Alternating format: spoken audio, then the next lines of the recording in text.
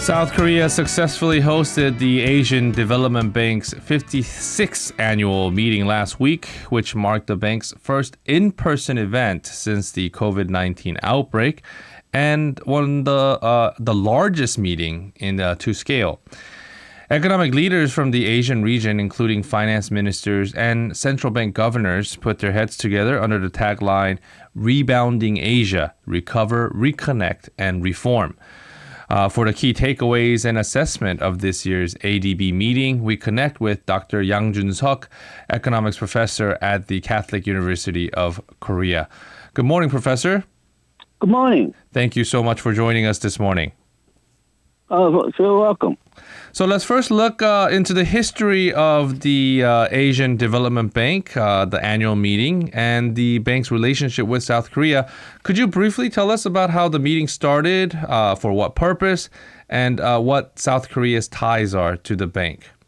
Okay, well, the Asian Development Bank is a regional development bank. It seeks to assist the developing countries of the region to develop themselves. The funding for the bank is provided by advanced countries, mostly in the region, but not necessarily. The largest donor to ADB is Japan at $13.5 billion. U.S. is next at $4.8 billion. Australia is third, $2.8 billion. Canada is fourth, $2.1 billion. Germany is fifth at $2.0 billion. And then there are various countries below that. Korea is the 10th largest donor at $692 million. And it's the 8th largest shareholder in ADB, the Asian Development Bank. What the Asian Development Bank does is it receives funding from mostly advanced countries.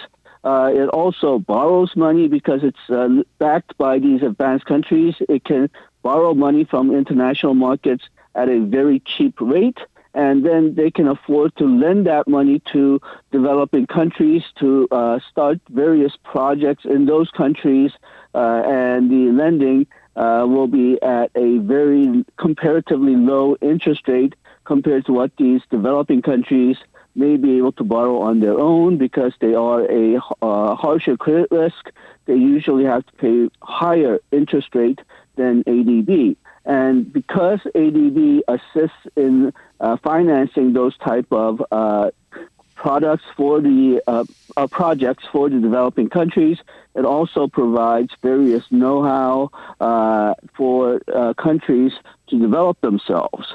Now, the notable detail about Korea is that it started as a recipient country, but now it is a donor country. Mm-hmm. Korea has graduated from a developing country to a developed country, and that in some sense is very unusual. Countries usually don't break that barrier to become a developed country. The annual meeting of ADB Board of Governors is where ADB members, represented by each country's ADB governor, meet to provide guidance on ADB's administrative, financial, and operational directions. The meetings provide opportunities for member governments to interact not only with the governors of ADB, but ADB staff, NGOs, medias, representatives of observer countries, international organizations, and the private sector like investment banks. So it's where everybody can come and mingle and try to inform and influence each other. The participants include financial and economic planning ministers, senior government officials, representatives of other development banks community like the World Bank, investment bankers, NGO representatives, and members of the media. And 2023 meeting was held in Incheon. That's notable, as you said, on two bases. First, this is the first face-to-face meeting since the pandemic. And second, it's the largest ADB annual meeting with about 5,000 people in attendance. As you mentioned, this is the 56th annual meeting, though the last two have been virtual. And this is the third meeting that was held in Korea. The first was in 1970 in Seoul, and second was 2004 in Jeju. Asian Development Bank was developed in 1966. Korea joined as a founding member. And multilateral and regional development banks hold Korea as a successful example because, as I said, it's one of the very few countries which became a developed country. So it went from a recipient country to a donor country. Now, if you look at some of the projects that ADB financed, they financed about 60% of the total cost to build the Gyeongin Expressway. And that's the country's oldest highway that links Seoul and Incheon. ADB also financed 2 expansions of Incheon Port. So it is notable that the current meeting is being held in Incheon. Mm-hmm. Overall, the bank loaned about $2.3 billion to Korea from 1968 to 1988, when Korea marked an end to its recipient country status. And it also was a bit unusual, but it lended $4 billion to Korea, even though it was now a sort of graduated from ADB recipient country in 1997 during the Asian financial crisis to help Korea get over that particular currency crisis. Mm-hmm. And Korea remains the only ADB member country to switch its status from recipient to donor. So again, that's sort of Korea is sort of a great example that ADB uses to show how effective ADB and other multilateral development banks have been. Right. And one of the key words that dominated this year's meeting in Incheon was climate cooperation. The Korean Finance Minister Chu Kyung-ho and ADB President Asakawa signed an agreement to set up a joint organization dubbed the K-Hub, which is to facilitate climate change talks and networking among Asian nations, as well as other countries from across the globe.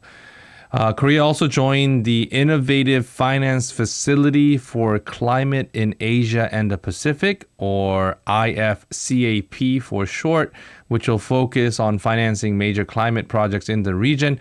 So tell us more about this and the significance surrounding this agreement. Okay, well, ADB has placed a lot of emphasis on climate change during this particular meeting. And the purpose of a development bank, as I said, is to provide funding and provide know-how and other assistance to developing countries to help them become developed countries. Now, K-Hub and IFCAP initiatives, they represent, I think, one example of that, of both of those main threads for multilateral development banks. K-Hub will provide the know-how for developing countries and climate change, and IFCAP will provide financing for projects dealing with climate change for developing countries. K-Hub, or Korea Climate Technology Hub, will be established in Seoul to connect ADB's developing member countries to cutting-edge climate change experts, service providers, and other stakeholders in the climate tech ecosystem. And through the K-Hub, developing country members will be able to access and implement solutions and challenges posed by climate change to help dealing with those challenges. K-Hub will be the first ADB-related office located in Seoul, and it will be run jointly by ADB and Korea. It will serve as a network linking public and private experts to design ADB climate change-related projects and design Asian countries' responses to climate change, as well as acting as a climate change think tank for the region. Now, ADB plans to expand the operation to about $100 billion scale by 2030 with cooperation from the Korean government. And then Innovative Finance Facility for Climate in Asia, big name, Asia and the Pacific. That's IFCAP. It's a program which can ramp up support for the region in battle against climate change. It's being funded not only by Korea, but Denmark, Japan, Sweden, UK, and US. IFCAP will provide a range of grants for project preparation along with guarantees for parts of ADB's sovereign loan portfolios related to climate change. The reduced risk exposure provided by the guarantees will allow ADB to free up capital to accelerate new loans for other climate projects as well. The goal is that $3 billion in guarantees provided by IFCAP can create up to $15 billion in new loans for much needed climate projects across Asia and the Pacific. Such leveraged guarantee mechanism for climate finance has never been adopted by a multilateral development bank. So we're hoping that this IFCAP will help the region deal with climate change at a relatively low cost. The goal is every $1 that IFCAP guarantees or uses can be used to finance about $5 worth of actual projects. And IFCAP financing will contribute to ADB's heightened ambition for $100 billion of resources being available for climate change for 2019 to 2030. So this is the financing arm of the climate change initiatives by ADB. Both of these projects are highly ambitious, and it involves a leading role for climate change programs in Asian region. And Korea is set to play a leadership role here, but we should be warned that the previous projects initiated by Korean governments started out with a lot of publicity and bang. It sort of ended up with a whimper because sometimes when Korea changes presidents, they start ignoring initiatives started by previous presidents. And it often dies out, and that creates a great disappointment to foreign governments and other participants who joined the project initiated by Korea, and it sometimes ends as international embarrassments. So we should emphasize that Korea started this project, so Korea should stick around to the end, continue strong support, even if the current government changes. Otherwise, it may become another embarrassment for Korea in the world stage. Right. Well, hopefully we do have some continuity in this sector, especially because the issue at hand is such a pressing issue. ADB chief economist Albert Park said that the Asia-Pacific region needs various support from all angles to tackle climate issues, and this can provide a fresh opportunity for South Korea. He projected that Korea will be able to tap into new markets based on its technological superiority in the field. What do you think about this? Well, Korea is on the forefront of climate change friendly industries.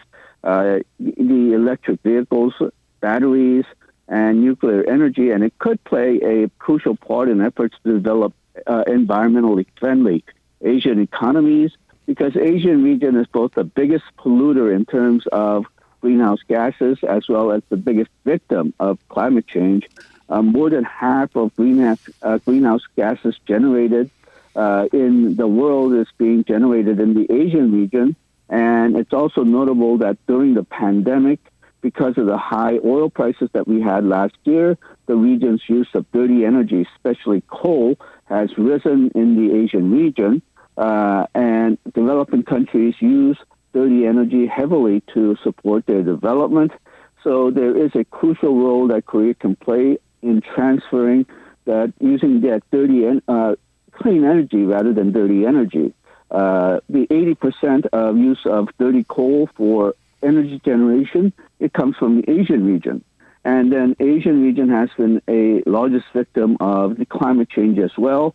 From 1991 to 2020, 5.6 billion people in the Asian regions were victims of climate change disasters, and property damage is estimated to be $1.5 trillion.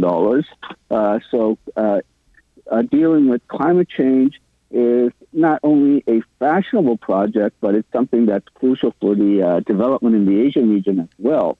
It's estimated that about 60% of people in the Asian region depend on industries which are vulnerable to problems from climate change, like agriculture and fishery. Okay. And infrastructure and digital cooperation were some of the other keywords that took center stage this year. What grabbed your attention besides the climate-related issues? And what's your overall assessment of this year's general meeting? Okay, well, during the opening session, the president of ADB, Masatsugu Asakawa, emphasized three areas for ADB during the meeting. The first is, of course, climate change, which you were talking about. Second is investing in global public goods, most notably internationally coordinated responses for public health crisis, as well as resilience across borders so that the supply chain problem and swift and effective support to meet future crises whenever it may pop up. Third emphasis was on mobilizing the levels of financing for development, moving from current billions of dollars to trillions of dollars, and multilateral development banks must do more to maximize financing capacity. So if you look at what Korea did, in addition to K-Hub and IFCAP, Korea also took part in more of these traditional developing issues. The second and third points, Korea contributed $100 million to ADB-managed eAsia and Knowledge Partnership Fund, which promotes IT technology, social development, and knowledge sharing. Korea also contributed $5 million to Asian Pacific Project Preparation Facility. That's a multinational trust fund which provides technical support to developing countries for the preparation of sustainable and inclusive private-public partnership projects to fill the infrastructure gap in Asia and the Pacific. Overall, it was a very productive session for ADB. It was a very symbolic session for Korea, supporting all of these wide range of programs for ADB. But in some sense, there were no surprises, no unexpected breakthroughs, things that can grab the news as being something that's totally new or totally surprising. But in international meetings, that's actually good news. You really don't want too many surprises. You don't want you don't want things that are unexpected. In these type of international meetings, everything's worked out well beforehand. So, in some sense, no surprises are actually good news. Okay. Well, Professor Yang, thank you so much for the wrap-up of ADB, and we appreciate your time this morning. Thank you. If you're listening to our program using the podcast service, just a reminder that we do go live Monday through Friday, 7 a.m. Korea Standard Time. So tune in and help us make the show more informative by giving us your input. See you bright and early on Good Morning Seoul.